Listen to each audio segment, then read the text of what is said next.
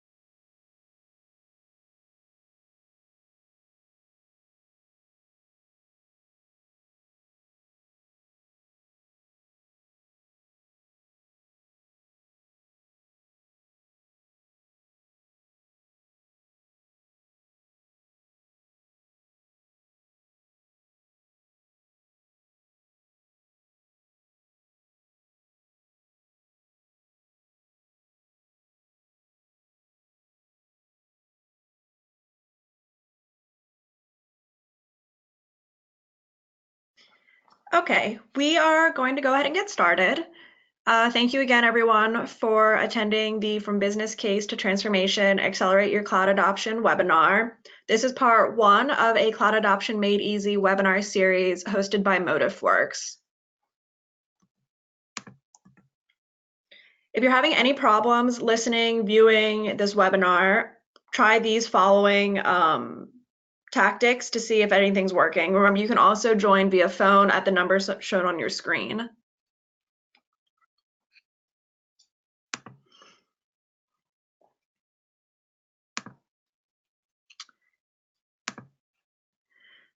Okay, so just a little bit about our speakers today. We have two speakers, Kirk and Jason. Kirk is a vice president of sales here at Motifworks. He has a lot of experience and a lot of knowledge around cloud adoption. Jason Page is our Azure cloud specialist at Motifworks, and he has years of expertise in Azure and the systems here. I'm going to go ahead and pass everything over to Kirk, and he's going to get started with the presentation for today. Great. Thanks, Sarah, and thanks everybody for joining. We appreciate you coming to learn a little bit about cloud adoption, as well as Motifworks and how we're working with clients to enable them in their cloud journey. The agenda for today will be covering a brief snapshot of Motiveworks as an organization and where we align with companies that are entering this cloud journey. From there, we'll jump into some of the areas of importance and what we're seeing in the market of how people are executing their cloud strategies across a number of different areas. From there, a quick poll question, a client use case, and then I will transition over to Jason Page to take a deeper dive more into the mechanics of execution of how that use case was derived. From there, we have some basic call to actions and some time for Q&A, and we'll revisit contact forms, call to actions, and the schedule for upcoming webinars. Next slide, Sarah. So a little bit about Motifworks. We've been in business for almost a decade. And I think what has really helped us stand out in the industry is our origin is in application development for the cloud. So that origin really helped us build the institutional knowledge and learn through success and failure, what the best path forward was for clients and how to execute a new idea and deploy it in the cloud, and or taking legacy applications and deploy them in the cloud. The natural progression as an organization was to build out practice areas around infrastructure and data, as they are common motions tied to or done in parallel to an application development activity. And I think the fundamental value proposition is, through the last 10 years, we've been through countless engagements that have helped us really bring value to understanding the strategy, the people, the process, and the technology needed to execute a successful migration. Next slide. Now, the client journey, and if you look at this slide, it shows steps. And if we really think about the people we've worked with in the past and currently, we have examples of clients entering their cloud journey anywhere on these steps. But to start with the most common first motion, which is a little bit more about change and less about transformation, but it's that kind of assessment and migration. So think lift and shift, or the rehost of an existing footprint of infrastructure. Some of the common drivers behind that are the expense and administrative overhead of a co-location facility, the challenges associated with keeping costs under control in buying infrastructure and scoping the right size and scale of infrastructure. So typically, or a CIO initiative, really, hey, why aren't we in cloud? So a great starting point that is manageable, you don't need to boil the ocean, is to really first make sense of what you have today by creating an inventory, establishing a business case from that inventory, and establishing a technical and tactical plan that then can be aligned with specific business priorities, so you can execute a migration while building the institutional knowledge for near and long-term success. Another common motion is if a client has had, shadow IT or some of the dev teams and some of the infrastructure teams experimenting in Azure, but there's a bunch of disparate resources and there's not a lot of control or management or standardization. We often enter and work with clients really in an optimization motion. So that's really taking a look at their on-prem and cloud environment, figuring out what's working, what's not, standardizing on their governance and framework, and typically showing them significant cost savings through that optimization, which traditionally helps them build a better business case to really start deploying transformational workloads into Azure, so they can capitalize on the real opportunity, which is around innovation and applying some of the new services and capabilities that the cloud can offer that something on-prem cannot. From an app innovation perspective, as I touched on in the first slide, this is more of that truly transformation exercise. So someone has come up with an idea or has a legacy application that they feel the cloud is the right landing spot that gives them the right agility to and or scale, so that they can deploy and bring new products to market faster, or give their users, be that external or internal, new tools and capabilities in a way that was never possible before because of the cost, time and complexity it took to actually build out and deploy these things on-prem. And definitely last but not least, and we're seeing a lot of this at a tactical level, we have a lot of people that are looking to migrate away from things like Oracle, as well as people trying to address end of support for their SQL 2008 environment. If you couple that with a business demand and a lot of business drive to make useful information out of data, and again, the cost and complexity of trying to build those capabilities on site have become next to impossible. We're able to help clients really build a baseline understanding of what they have and architect optimum solutions, and then scale back from there to deliver something that's palatable, that isn't boiling the ocean, that allows their users to get the capabilities of Azure and the cloud in their hands, which typically drives new opportunities to them from there. So to summarize on that, the client can enter anywhere in this stack. More often than not, they start with an assessment and plan a migration, and then we can often work with them around the innovation and more transformational activities in parallel. I think one key best practice that we've seen throughout this process that would be important is get the right stakeholders involved early and often. If doing a lift and shift, application teams are valuable to that process, and also inclusion early leads to better results later. So one best practice we've seen and strive towards on a consistent basis is making sure we have the right stakeholders at the table as early as possible, which leads to greater adoption and success over time. Next slide. So we'll do a quick poll question now, and I think they're pretty basic. Let us know where you're at in your cloud journey, and I will pause for a second to allow you all to do that.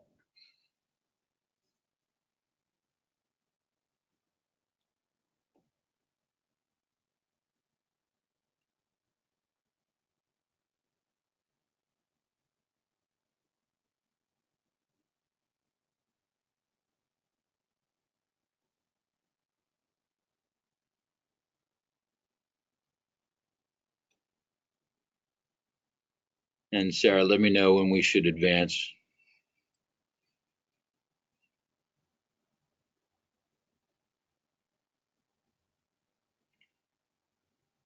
All right, Kirk. Yeah, it looks like pretty much everyone is just getting started right now.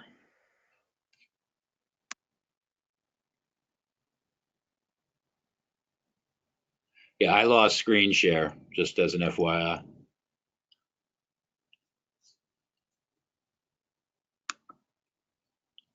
Okay. So at this point, we can talk about a specific use case. And this is an organization, Insurance Wealth Management, NFP, national organization, do about $1 billion in business and have about 6,000 employees. And this was a scenario where the organization had gone through a branding overhaul to bring a lot of member companies under the NFP name. What hadn't happened was standardization and centralization of those IT resources as well. The IT leadership had seen Azure as an opportunity for them to do that. However, they were faced with a little bit of a challenge of pushing the rope. So they had this initiative to become cloud native, but were having some challenges in getting executive buy-in on the business side. So what actually had happened is this organization buys 1 to 2 companies, small 5 to 500 person companies a week. And there was this backlog of organizations they needed to integrate. Something that derived from that was the clients of those acquired companies required SOC 2 audits by NFP every time an acquisition happened, which became the launch point to kind of get the business's attention. So what we were able to do with them in the beginning was to assess their entire data center footprint, including 5 enterprise data centers, an additional, I think, 7 or 8 acquired companies, and then execute after the business case was established on a first migration and deploy one of the acquired companies in Azure in less than 90 days. And that accomplished a few things. One, it helped establish a larger scale execution plan. It proved the business case that the value was there from a cost savings perspective in Azure.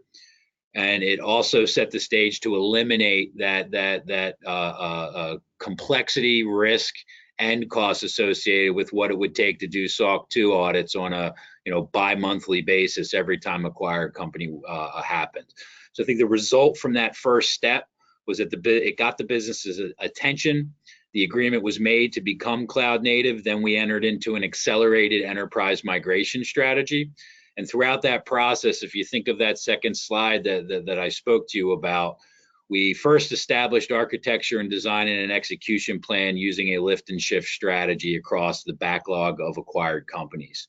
As that process unfolded, it became evident that as we move towards the enterprise data centers, that a more strategic approach around innovation and replatforming would be valuable. And we moved forward with more of an app innovation exercise and are continuing in that app innovation exercise as they consolidate their enterprise data center footprint.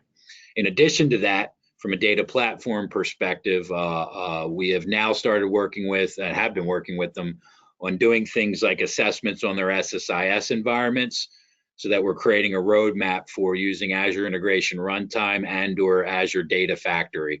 So really understanding the complexity, the level of effort, and what it will take to successfully execute in replatforming and then replatforming and deploying in those environments. So this is ongoing, started in March of 2018. Expected probably to carry out for another 3 to 4 years, and a textbook example of how one can start with a baseline inventory of their environment, establish a business plan, a business case, prove value, execute on that value, and then expand and transform from there. Next slide. And with that, I think we'll get into the how of that, which Jason Page, one of our senior cloud architects, will be taking the mic from here. Jason? Thanks, Kurt. So here is our approach for helping our customers get out to the cloud and adopt the cloud. We have on the left 3 different work streams that we typically apply for any engagement to start the initiation for getting our customers to the cloud. The first thing at the top is the economic assessment. Here we typically try to help you gauge where your cloud readiness is, get together a migration strategy. We determine how we can approach that migration with waves in a waved approach. We want to help you build around, in this phase, we want to help you build the total cost of ownership, have a full understanding of that, and how you have various elements in Azure to affect your charges and your costs. So we help you understand that. With all of the 3 work streams, we want to help develop the next steps, how you move forward, how you get into the Azure environment. So with the other 2 of app modernization, here we kind of focus on what your application and services look like. How do we modernize that to take advantage of some of the cloud components and features that are really helpful in expanding or giving you the agility that you need to continue to meet demand or to continue to be innovative. So with that approach, with the app modernization assessment, we look at all your dependency mappings, all the high-level architecture and design. We help you to make decisions when it comes to an app service versus a container, how to build a microservice, that type of thing. And then again, what's consistent in the 3 approaches, we're going to factor in how much this is going to cost and how you actually get to your end state. And then likewise with the data platform modernization, here we're looking more at your data layer. We want to understand and provide you a high-level architecture and design. Again, we look at compatibility issues, so we do analysis there, remediation recommendations, things like that, how you can close the gap, and then again, manage your costs and what your next steps would be to get to that end state. Now, transitioning to your, transitioning into your final product, what we tend to do is we use a cloud adoption framework where we are using workshops to educate you on how to manage your Azure environment, dealing with governance, security, understanding really the complexities in migrating to Azure and managing your Azure environment.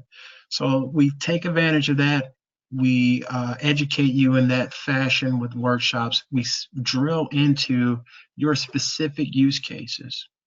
And by doing so, that helps us to develop an architecture and design for you, factoring in landing zones, Azure best practices, hybrid cloud. And this is just kind of a high level snapshot with this slide, but we'll show a little more detail and how we've conducted this with various pilots we've deployed. And Jason, one thing just to add, my apologies for interjecting. I think a key thing we've learned through this adoption program, one of the leading blockers in adoption is education. And what we've really thrived in doing with clients, and clients have seemed to really engage this way, is in going through these exercises, it is a teach a man to fish type of approach. So we work as an extension of the team to build the right institutional knowledge while addressing skills gaps, but not in a cold training session. It's while executing and building out the governance and framework, and typically deploying a pilot in that context. So the results typically lead to people open to and encouraged by having the right skill sets to not only have near-term success on the pilot, but to build off of that success as things expand into a enterprise strategy, be that across data, infrastructure, or applications. Right. So thanks a lot for that, Kurt. And that, therefore, the term you see here, AzureSmart. So we want to educate the community. We want to also showcase our abilities and help you get to this end state, which is on the far right set of blocks here. Let's go to the next slide. All right. So typically, the way our cloud adoption program works is we basically have 5 main silos and 2 work streams that go across it. As Kurt brought out, we are really big on the educational work stream, but then we have that migration work stream flowing alongside of it in parallel.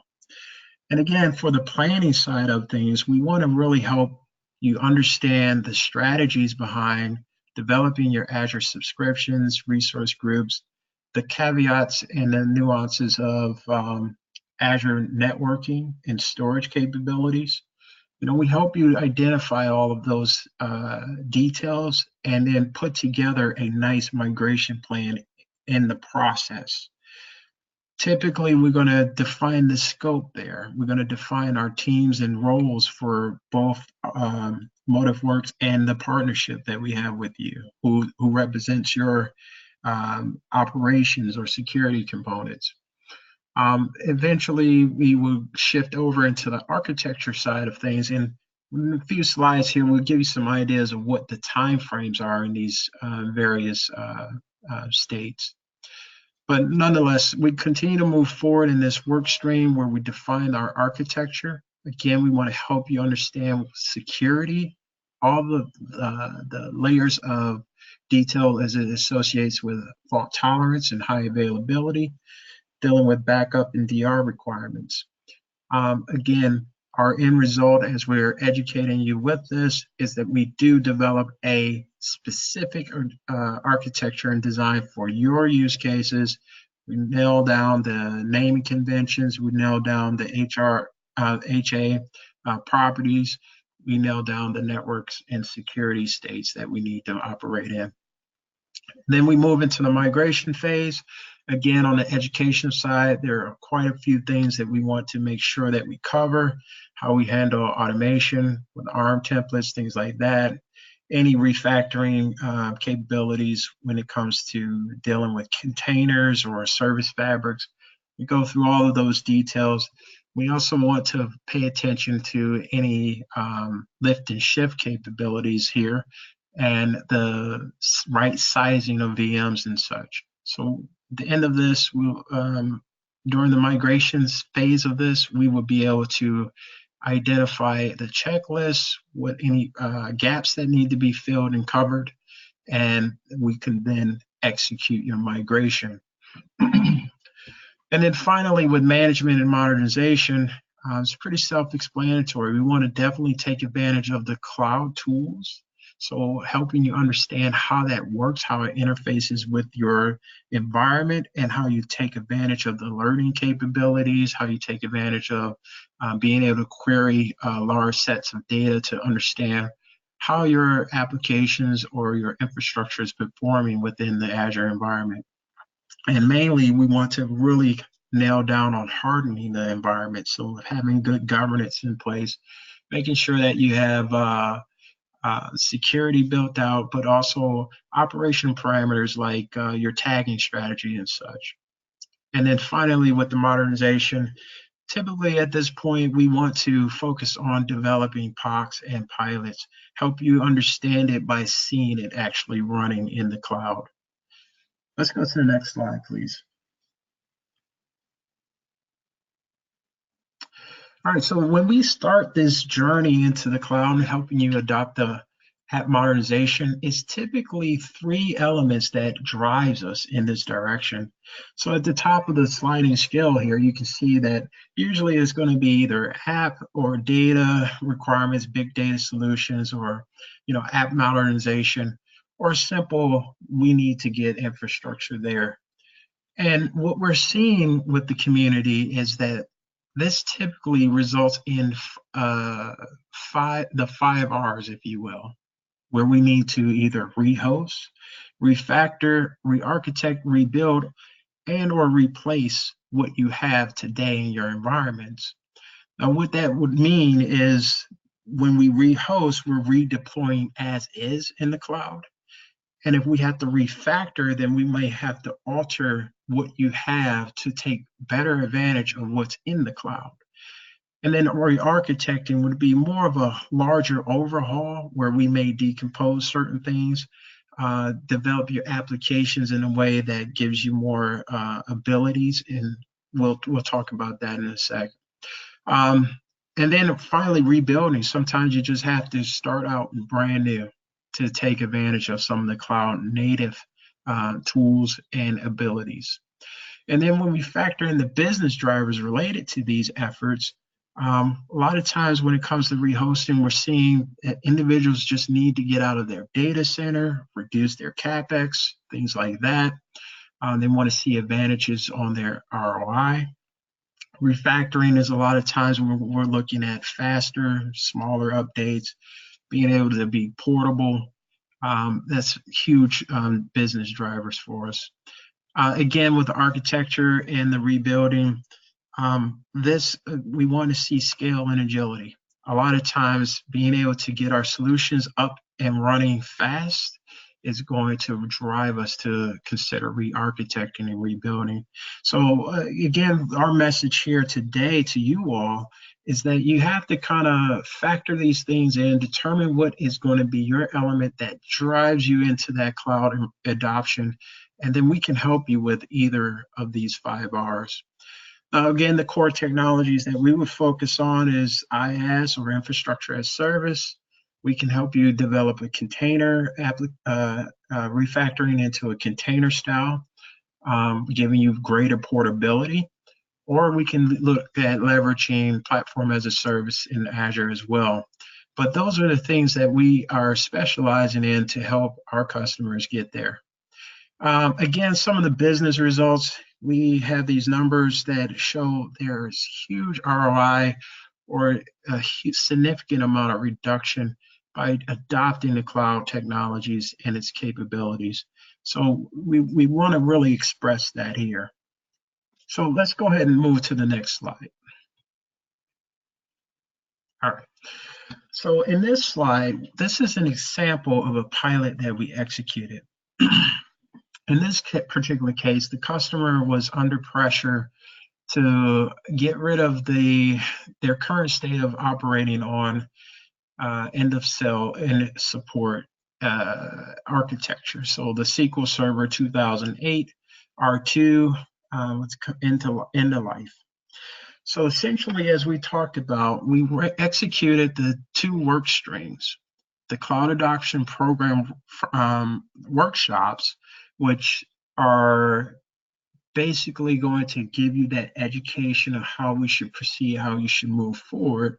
So again, we want you to be fully aware of what the Azure platform is like, what your subscriptions should look like, how to harden them, dealing with identity and access management, things of that nature. Certainly network connectivity and all the low-level things. Now, in the timeline, this engagement is basically a 7-week type of approach to get you a proof of concept or a pilot developed. So in this particular case with this customer, they had a data center out in the New Jersey, Pennsylvania area, and we identified 20 of the SQL servers that we would use to pilot our migration strategy and approach. We also went in, as we talked about, to identify the application dependencies. What would be interconnecting with this set of databases? Do they need to move? How can they actually leverage them if they are in the cloud? That sort of thing. Next, we would go into the phase where we analyze how do we make improvements. Do we do a lift and shift, or do we adopt the past offerings? So we do a compatibility analysis, and that's what we did with this particular pilot. We check on the pricing options because, again, we really want to make sure you understand your total cost of ownership and what your ROI would be. So we do all of that, and we finally find ourselves into the architecture and design phase. This is where we're really going to concentrate on the details. And in this particular case, we hammered down the subscriptions, how many, how would they be organized, naming conventions, our resource groups that would be needed, what that design looks like.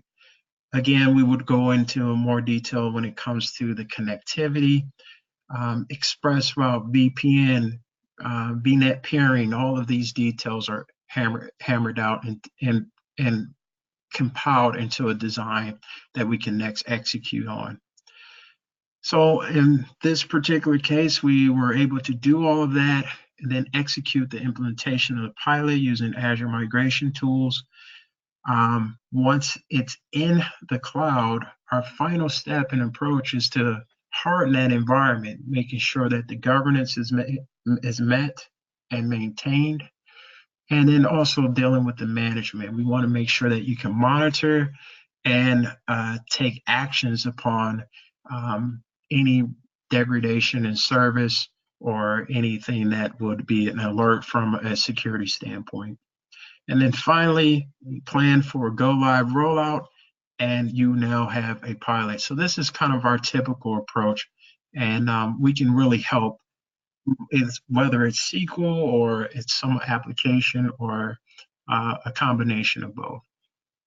All right, so I think next slide. Well, real quick, just to summarize. So if we think of this from the overarching adoption program, be it in a lift and shift capacity, which we'll be showing some of those interactive dashboards shortly, app innovation, which would be a slightly different motion than this, but a similar path, or a data platform exercise. The idea is to first create that inventory and business case, identify a priority group of workloads based on strategic and/or tactical information, use that pilot candidate to help build institutional knowledge while executing and adopting the cloud. And based on the results, what worked, what didn't, and learnings, refine that information to build out a larger scale enterprise migration strategy, which more often than not turns into a combination of rehost, refactor, replatform, and execute from there. So this is a great tool to deliver on something while also addressing skills gaps and building the institutional knowledge, which from, again, our experience, is the leading cause to a slowdown or lack of adoption on something that people are starting to adopt at a pretty rapid rate. All right. So I think at this point, we go to the next slide. Kurt, you may be up. So Yep, or I'll pass it back to you, Sarah. Great job, Jason. Thank you. And I guess Sarah, at this point, we're flipping over to where I can control to pull up my dashboard. Yep, I'll give you control right now. Awesome. Thank you. All right. And Sarah, can you confirm that everyone, or that you can see the interactive dashboard, the Power BI Yep, screen? it looks good. Okay, perfect. So let me try to minimize this without closing the entire thing. All right, so what everyone's looking at now is, assuming we started on that first step and we're taking our launch point focused around a rehost exercise or a lift and shift strategy.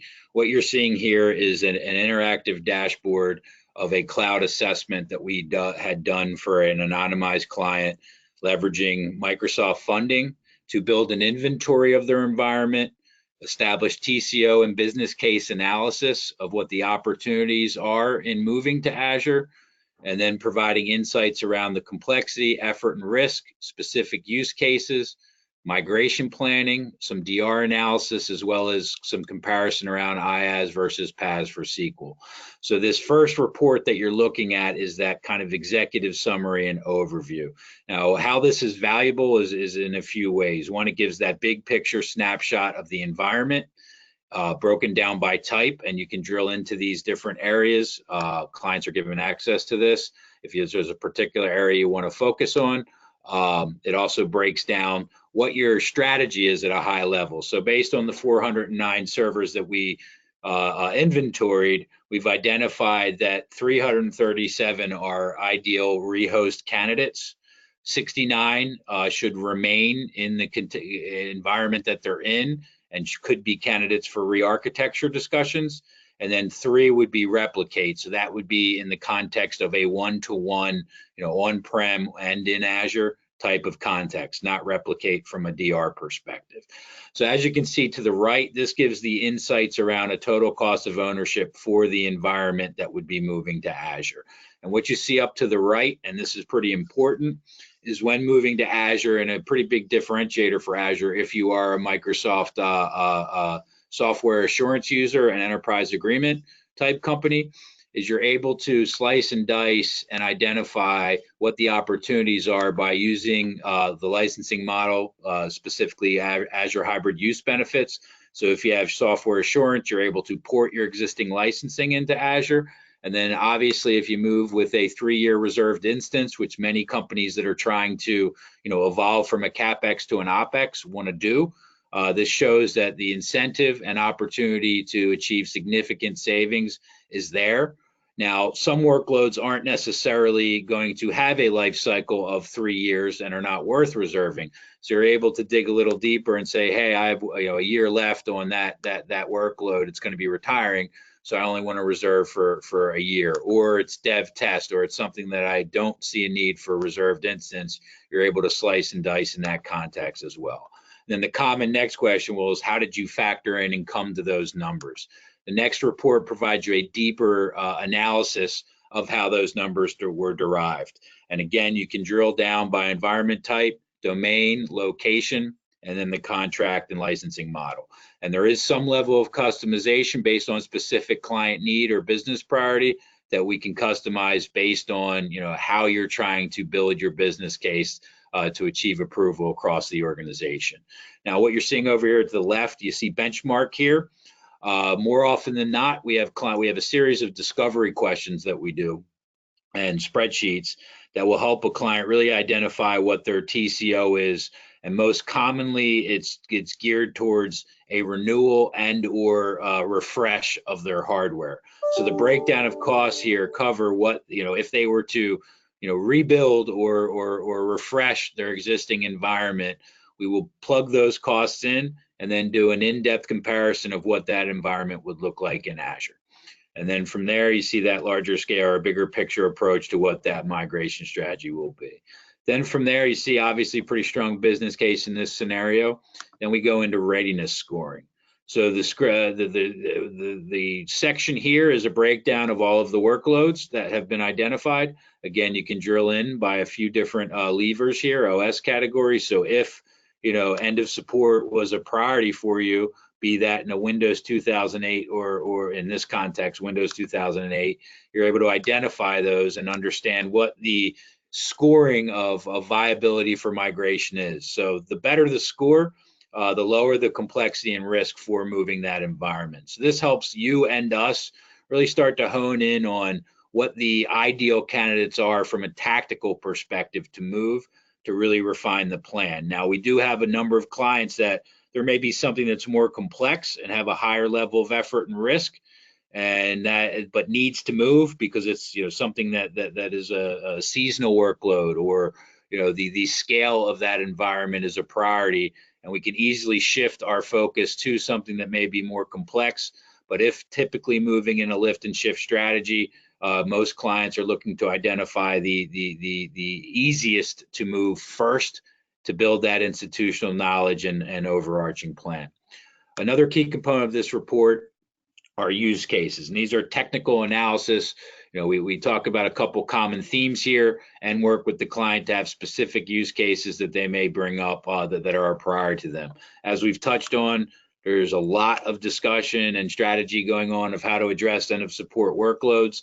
So that's a common theme that we will apply to this. So this report will give you insights on what those devices are, which application and/or workload they're aligned to, and what the cost will be in Azure to further refine and give you insights around, what to move first and when, and what these potential savings and opportunities are from an Azure perspective. In compiling all of that data, we then start the process of building the migration strategy. So the first step is we've created an inventory, have this pretty strong story from a savings perspective, and some analysis around risk, complexity, level of effort. So based on those insights, we build out a wave-based migration plan. And what you're looking at here is from green to black to red to yellow to gray are the proposed workloads to move starting from bottom to top. And in looking at those workloads, if I'm to click on wave 1, what you're seeing is those servers and the infrastructure dependencies associated with them, which obviously is critical to building out a successful deployment plan. You can also, and this ties into my previous comments around aligning business priority, if there's a specific application that is of highest priority, you're able to drill into that application and identify, is it decoupled from the environment? What else do I need to consider when moving that workload to Azure? There's an example. Okay, so we have to factor in and do a deeper dive in architecture based on the infrastructure dependencies that particular workload may have. And again, through these reports, or this report, you're able to drill into specific areas as well. So if you wanted to start with staging and dev first, you can highlight that environment and we can work on building a pilot or plan from there. Another common theme, and we added this report about a year into doing these, is many clients are making their first foray into cloud by leveraging a disaster recovery solution. And when I say disaster recovery, I'm talking about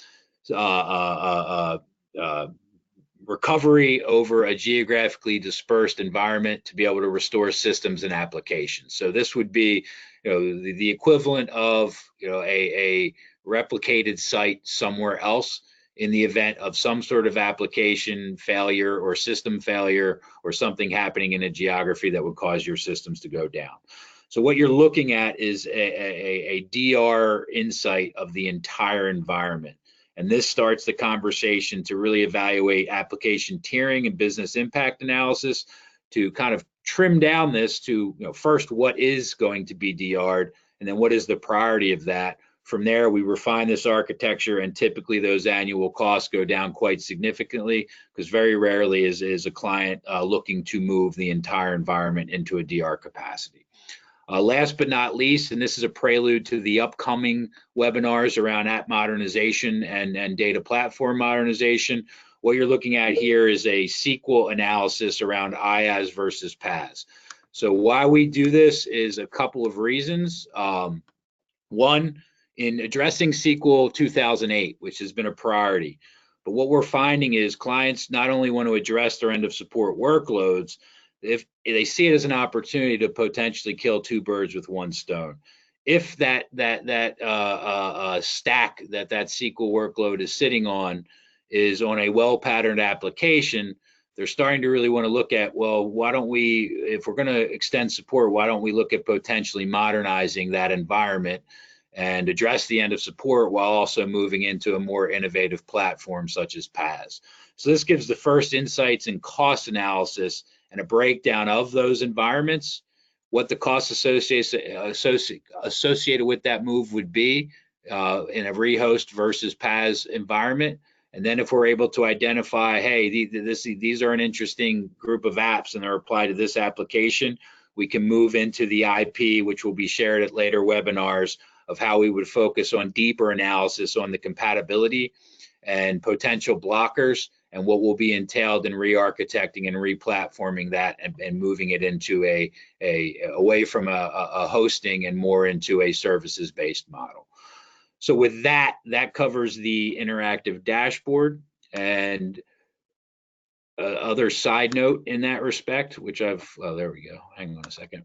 A side note in that respect, with these upcoming webinars, we've done north of 50 of these engagements this year. A couple of key important notes. One motion that has been successful is starting with the lift and shift approach and the deliverable that or dashboards we've shared today, and moving into those discussions around data and or apps. Or there are, I would say, 10 to 15 clients that have wanted to do an inventory and create a lift and shift strategy while in parallel executing pilots and workshops around app modernization, so that we're able to engage both the infrastructure teams and the application teams in a successful and meaningful way, and it leads to a more transformational result. So rather than trying to break up and execute in silos, really integrating an approach that crosses really the 5 R's of retire, remain, rehost, refactor, replatform, and executing those in a seamless way so that A, everyone is involved in a useful way, and B, you're executing on moving the right workloads in the right way to achieve the business results that the client is looking for. So with that, that'll wrap up the IP dashboard review. And if those app innovation pieces and data warehouse pieces are of interest, I highly recommend you log in and check out the upcoming webinars in the next couple of weeks. Sarah, do we want to go back to the Prezzo?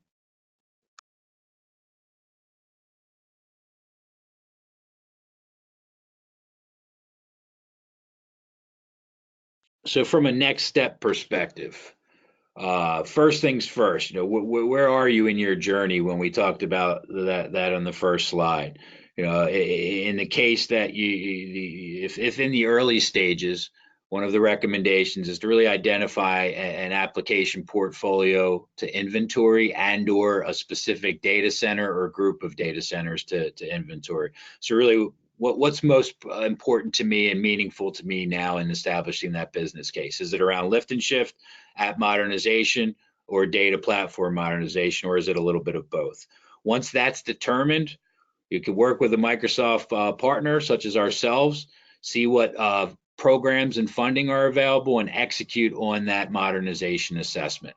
Once that assessment is established, there are additional programs that you can leverage in working with a partner, and really work towards that cloud adoption fray group and execution on what was learned and deploying that in Azure from there. So a common theme, and if any of the attendees are interested in taking a deeper dive into the deliverables and some of the things that may not have been covered in this discussion, we welcome those engagements, and can kind of give you a little more insight as to how it works specifically to leveraging it within a Microsoft program. Next slide, Sarah. And All right, Sarah, yeah, you're good, Kirk. Thank you so much. And thank you, Jason, also. I think that it was very informative. I personally learned a lot. As far as all the attendees, if you have any questions, please use the chat box on your screen to ask your questions or share your comments. As Kirk mentioned, if you do have any interest in the data platform modernization or app modernization, we do have 2 webinars coming soon.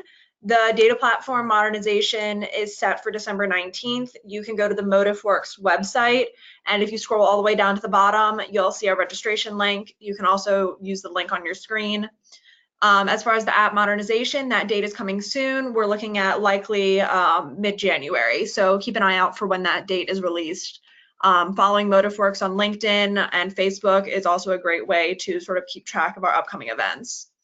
And if you have any questions, feel free to contact Kirk. He is very knowledgeable and can answer any questions that you may have had. So I'll give you guys a couple of seconds just to sort of ask any questions that you have. Feel free to email us afterwards if you have any questions that you thought of once the presentation is over.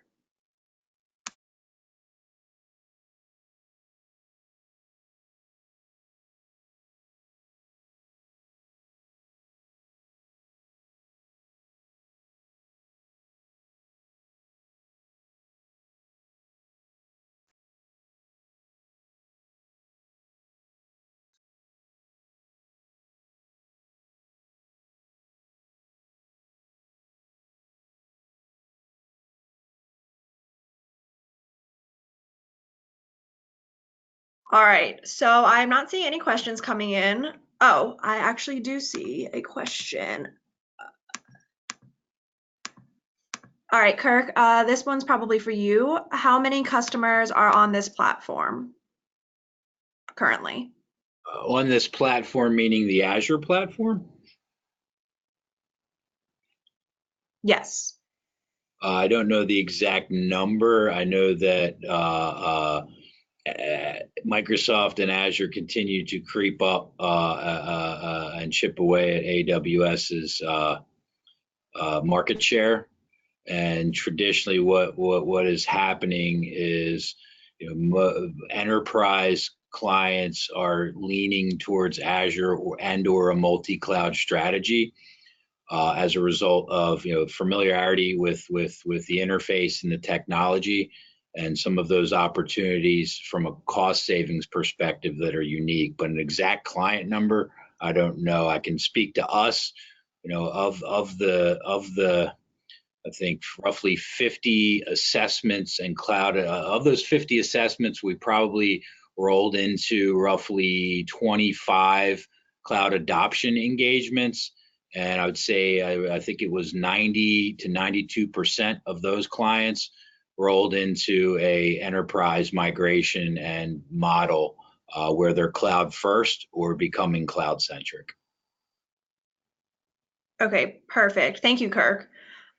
And then another question we have, what should I look for in a cloud service provider? Good question. I would ask that back to, I think, one, experience and familiarity. I think one of the things, and obviously we're being a Motiveworks guy, but coming from a hosting background, one of the things that I've seen that's been valuable is there's a lot of great systems integrators out there with experience with hardware integration and co-location that are evolving into cloud companies, but their expertise really resides in that kind of physical footprint. One thing I would look for is a cloud native and cloud first approach. The second thing would be the technical resources and architects available to not only help you be educated, but to help you deploy. I think one of the really important things, and this was something that came straight from one of our clients, is working with a cloud service provider and migration partner that doesn't silo off and try to do everything by themselves to drive their revenue. It's the partners that will work hand in hand with your team, like I mentioned earlier, to teach them to fish and to really increase adoption and build institutional knowledge, because we can have all of the greatest technology on the planet available to us. If we don't learn it and use it, it will not be valuable. And by working together, that happens versus working in silos. That would be my 2 cents there. Yeah, let me join in on this too. So going back to the first question, there's approximately somewhere in the neighborhood, it's been guesstimated that 120,000 subscribers per month to Azure. There's probably an approximately 800 million users on the Microsoft Azure platform. And what I would recommend when you're thinking of a cloud solution or cloud provider, you definitely want to have someone select a cloud provider that has innovation and capabilities. You want to concentrate on being able to get the support, be able to adapt, but you need to have stability as well. So those should be factors there. One thing that I will encourage about the Microsoft environment, they have a beautiful positioning, if you will. So from your applications that run on your desktop to what's running in cloud, a lot of the solutions are tightly integrated, being able to do data loss prevention, for example. You can manage that through Azure, and it integrates with your applications such as PowerPoint or Outlook and such to protect you from actually having data spillage. So having these features, I think Microsoft is uniquely positioned to see everything from that layer into the data center and be able to host your applications. And it's really worth taking a look at Microsoft. They're investing $1 billion in security, and it's really paying off. They have some very strong capabilities there. So those are some things that come to mind when you're selecting a cloud service provider. You may want to keep those things in mind. All right, thank you so much, Jason. Thanks for jumping in there and giving your point of view as well. I really appreciate that. It doesn't look like we have any more questions, so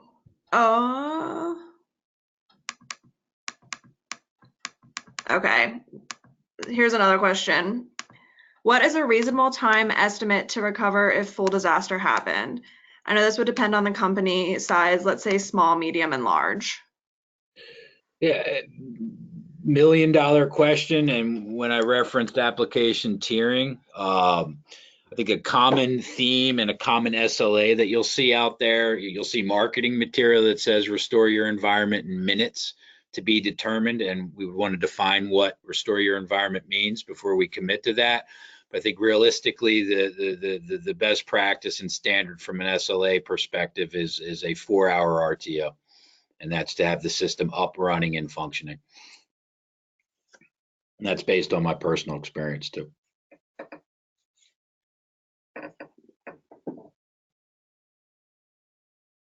Thank you, Kirk.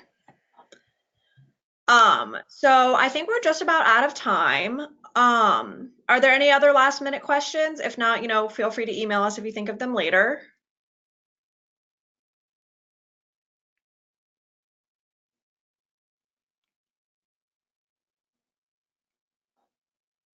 All right. Thank you everyone for attending. We really appreciate you signing on and joining us to learn a little bit more about cloud adoption. Like I said before, feel free to contact us with any questions that you may have. Join us for our other 2 webinars that are coming up soon. And I look forward to seeing you all at those webinars. And I think that's about it. Thanks all.